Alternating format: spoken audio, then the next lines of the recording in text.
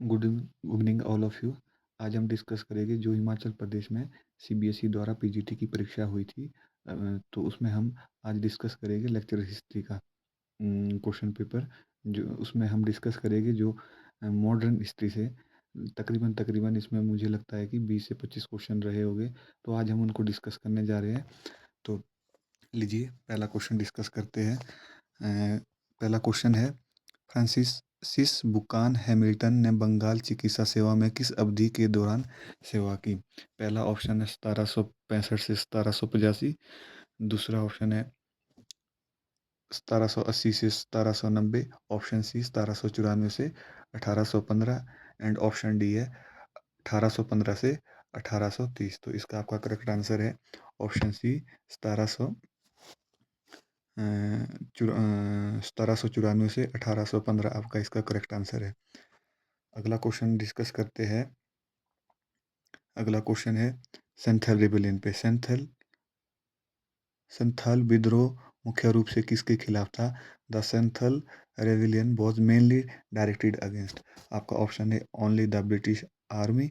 Option सिर्फ British सेना के खिलाफ। ऑप्शन बी है zamindar money lender and the colonial state, कि जमींदार साहूकार और कॉलोनियल राज्यों के खिलाफ। ऑप्शन सी है इंडियन मर्चेंट्स मतलब भारतीय व्यापारी। ऑप्शन डी है ट्राइबल चीफ्स मतलब आदिवासी मुखिया। तो इसका जो करेक्ट आंसर है वो ऑप्शन बी जमींदार साहूकार और कॉलोनियल राज्यों के खिलाफ। तो आपका ऑप्शन बी करेक्ट आंसर हो जाएगा।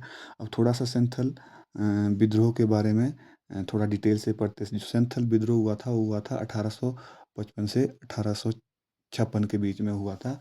और हुआ कहाँ था? ये हुआ था आपके झारखंड और पश्चिम बंगाल में आदिवासियों का एक सशक्त विद्रोह था।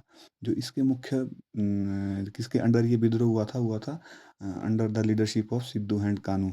जो इसके मुख्य कारण थे, इसके मुख्य कारण विद्रोह के थे, एक दिकू दिकू बोलते थे। दिकू मतलब दिकू होते थे जो बाहर भारी लोग होते थे, जो जमींदार और साहूकार होते थे। उन्होंने क्या कर दिया था, वहाँ के किसानों की ज़मीनों को हड़पना शुरू कर दिया था और उनसे अत्यधिक लगान वसूलते थे। और वहाँ क्या होता था कि उन्होंने जो वहाँ के किसानों और लोगों को बेगारी के लिए मजबूर कर दिया था। बेगारी का मतलब होता है कि बिना मजदूरी के काम करने के लिए लोगों को विवश करना। और लोग वहाँ पर जो पुलिस थे, जो वहाँ पे उस टाइम को पुलिस या अत्याचार कहा जाता था, उससे बड़े विवश थे। तो इसी कारण ये जो सेंथल रिबेलियन हुआ था under the leadership of Sidhu Kanu, और लोग इसमें सक्सेसफुल रहे और ये विद्रोह सक्सेसफुल रहा। आइए अगला क्वेश्चन डिस्कस करते हैं। अगला क्वेश्चन है the report of Deccan riot commission was presented to. Deccan दंगा कमीशन की रिपोर्ट किसके सामने पेश की गई थी? तो उस टाइम ऑब्वियस सी बात है कि राज ब्रिटिशर का था। तो ऑप्शन देखते हैं। मुगल बादशाह के खिलाफ, मुगल एम्परर। बी ऑप्शन है इंडियन नेशनल कांग्रेस के खिलाफ, Indian National Congress. Option C है ब्रिटिश पार्लियामेंट के खिलाफ, ब्रिटिश पार्लियामेंट। ऑप्शन डी है सिर्फ गवर्नर के खिलाफ।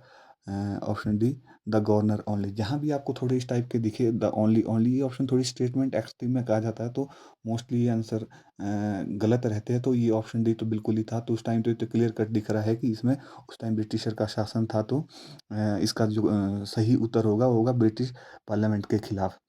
तो अब थोड़ा डेक्कन रियोट के बारे में थोड़ी बहुत जानकारी साझा कर लेते हैं। जो डेक्कन रियोट वो था, ये हुआ था 1875 में। हुआ कहाँ था? ये था महाराष्ट्र में हुआ था। किसके खिलाफ? साहूकारों के खिलाफ। किसने किया था? ये किया था किसानों ने। 1875 में हुआ था। कब हुआ था? 1875 में हुआ कहाँ था? महाराष्ट्र में। 1875 में महाराष्ट्र में हुआ था। कहाँ हुआ था? महाराष्ट्र में।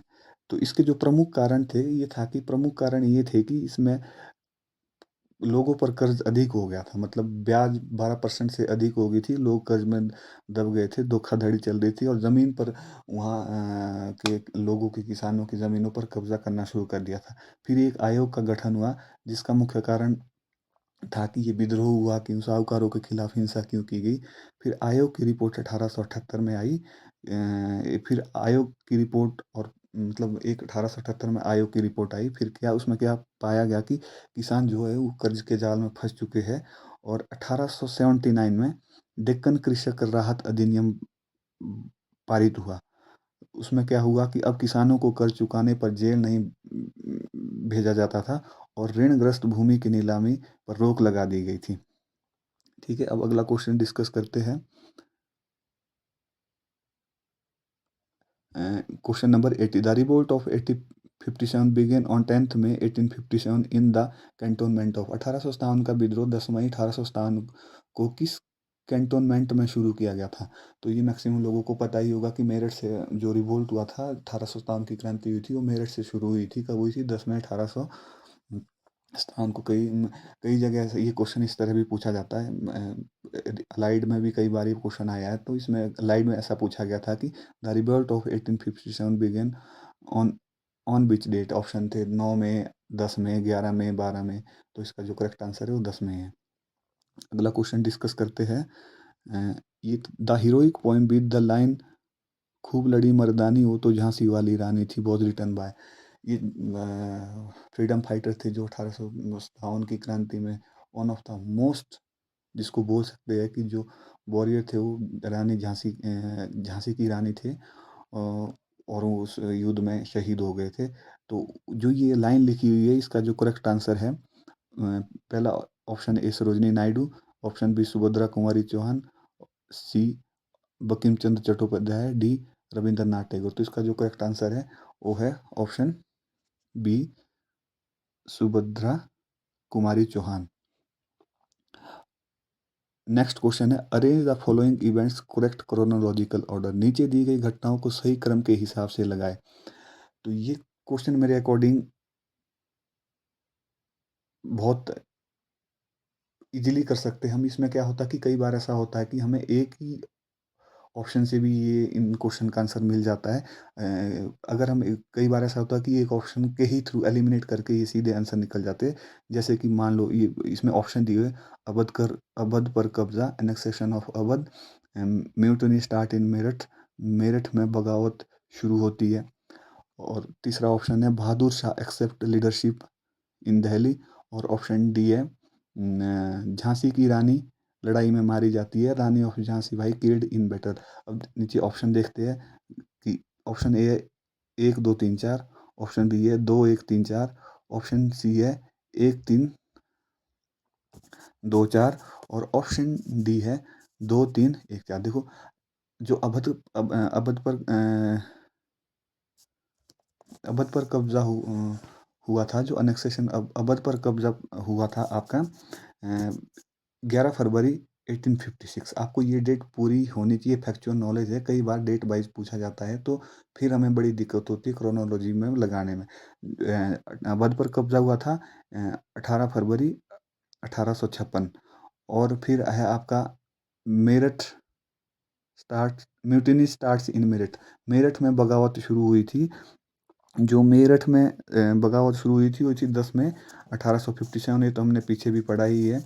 फिर ऑप्शन सी बोला है Bahadur Shah accept leadership in Delhi. Bahadur Shah Delhi में लीडरशिप स्वीकार करते हुए, जो बहादुर शाह ने लीडरशिप एक्सेप्ट की थी वो की थी 11 मई 1857 को। और जो रानी लक्ष्मीबाई मारे गए थे, जो इनकी मारे जाते हैं, वो मारे जाते हैं 18 जून 1858 को। कौन से युद्ध में? फूलबाग फूलबाग युद्ध में मारे जाते हैं। कहाँ? ग्वालियर। ग्वालियर कहाँ है? मध्य प्रदेश में।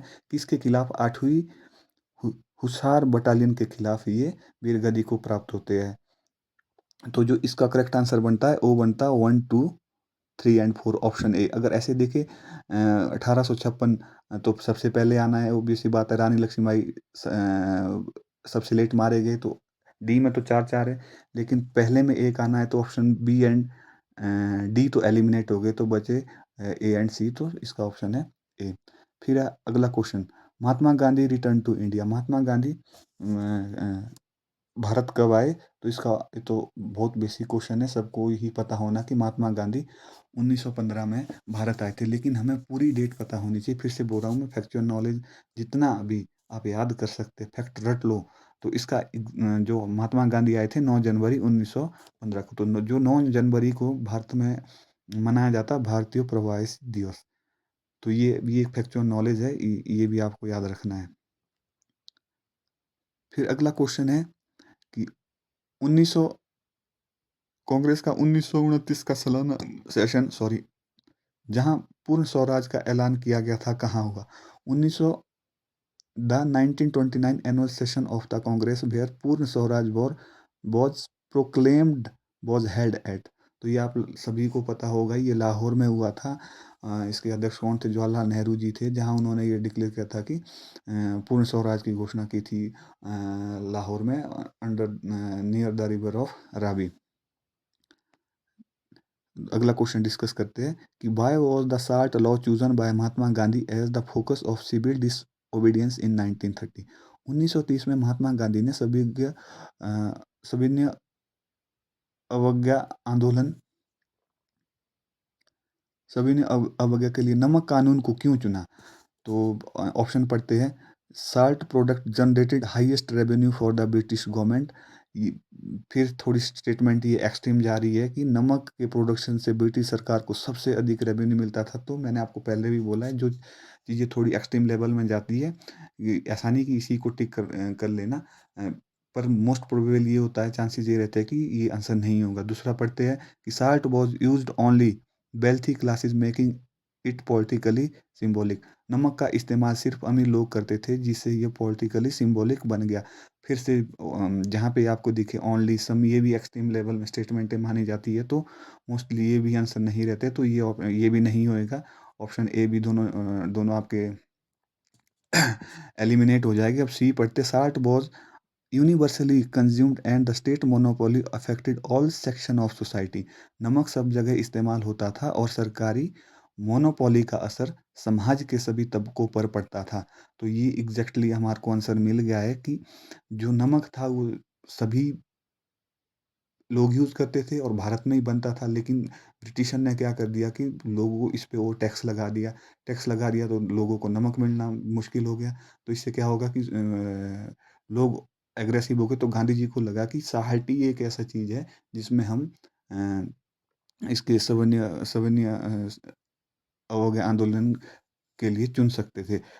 तो ये थोड़ा सा नमक अधिनियम एक्ट 1882 लाया था ब्रिटिशर ने, सॉल्ट एक्ट जिसको हम बोलते हैं, सॉल्ट एक्ट 1882। ये क्या था कि ये था कि ब्रिटिश उपनिवेशक होते थे जो, वो सरकार को भारत में नमक के उत्पादन और वितरण बिक्री पर एकाधिकार प्रदान करता था। कि इससे क्या हो गया था कि जिससे भारतीयों को ना वो स्वतंत्र रूप से भारत में नमक उत्पादन और बिक्री करने में परेशानी हो गई थी, अवैध माना गया था। तो इसीलिए गांधी जी ने नमक को ही इसके लिए सविनय अवज्ञा आंदोलन के लिए चुना था। अगला क्वेश्चन है, arrange the following events in chronological order. अब थोड़ा क्या हो रहा है कि जैसे जैसे हमारा कंपटीशन बढ़ता जा रहा है, अब थोड़े क्वेश्चन डायरेक्ट नहीं, अब थोड़े क्वेश्चन का लेवल ना डिफिकल्ट होता जा रहा है, तो आप भी प्रिपेयर रहे। तो ये क्रोनोलॉजी में बहुत क्वेश्चन पूछ रहे हैं आजकल। क्रोनोलॉजी में मैक्सिमम ये कि थोड़ा आपका जो, अगर आपका फैक्चुअल डाटा ठीक है, अगर एक दो ऑप्शन भी मिल जाए तो सीधा आपका क्वेश्चन निकल जाता है। तो ऑप्शन पढ़ते हैं क्रोनोलॉजी में बनाना। Champaran movement, Champaran satyagraha, Rowlatt act, Rowlatt satyagraha, असहयोग आंदोलन, नॉन कोऑपरेशन मूवमेंट, सविनय अवज्ञा आंदोलन, civil disobedience movement. Option A है 1 2 3 4, ऑप्शन बी है 2 1 3 4, ऑप्शन सी है 1 3 2 4, ऑप्शन डी है 2 3 1 4। अब देखते हैं चंपारण सत्याग्रह। चंपारण सत्याग्रह गांधी जी ने शुरू किया था, क्योंकि सबसे पहले चंपारण सत्याग्रह ही हुआ था, ये हुआ था 10 अप्रैल 1917। फिर से बोल रहा हूँ मैं कि आपको पूरी डेट पता होनी चाहिए। 10 अप्रैल, कई बार क्रोनोलॉजी में विद डेट पूछते हैं, तो आपको ये फैक्ट रट लेने हैं, 10 अप्रैल 1917 को हुआ था।